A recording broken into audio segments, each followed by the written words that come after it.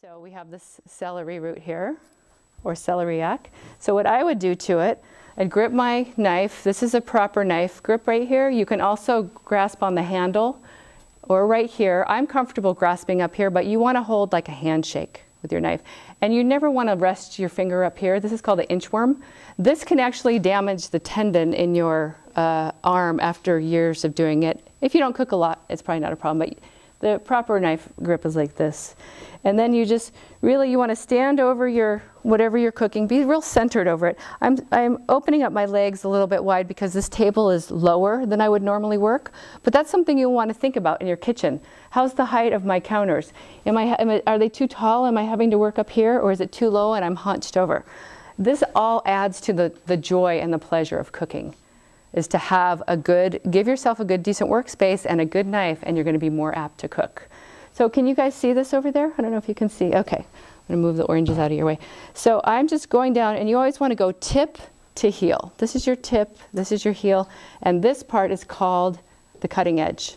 So I'm pushing down, and I'm going right through, taking off the top, and I'm going to take off most of that gnarled bottom there because there's not really much I can do with that. So I'm taking that off. And now what I've done for myself is I've created two flat surfaces so I can set the root down.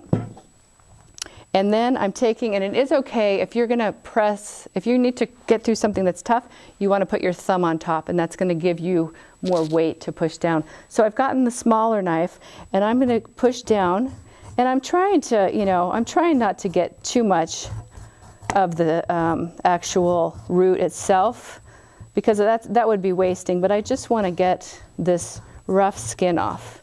Now this celery root, this is a really delicious vegetable. It's somewhat related to celery, but it's a different, what is it called? Variety. This variety was grown to get this big bulb. And the other one is more for the stalk. But I've tasted, there is a stalk that comes out of this, and I've tasted it, and it tastes like celery. So you could use it. I don't see why not. So you want to get most of this off. Now, you can use this in with mashed potatoes. You can just roast it. You can also make the most delicious cream soup out of it with just really basically just boiling it. Does it taste like celery? It tastes lightly of celery. It does, but it's more mild. It tastes like the heart of the celery. Yeah, it does. I assume that a lot of vitamins. Lots of vitamins. I don't know the full nutritional content, but anything that grows below the ground, that gets a lot of micronutrients that are down in the ground because the roots go out down into the ground. So then once you have something like this, you've got something to work with. And then I would just cut right through it, going down with the tip and following through with the heel. And then you can stack two pieces on top. And I'm holding, I call this my claw hand. So I'm holding the object I'm cutting with a hand tucked, my fingers tucked in, because I don't want to cut my fingers because I really like them. And I don't want to put them in whatever I'm making. And you can actually, once you get practiced with this, you can use this as a guide to move your knife along. But I don't recommend that when you're just beginning. So I'm pushing through.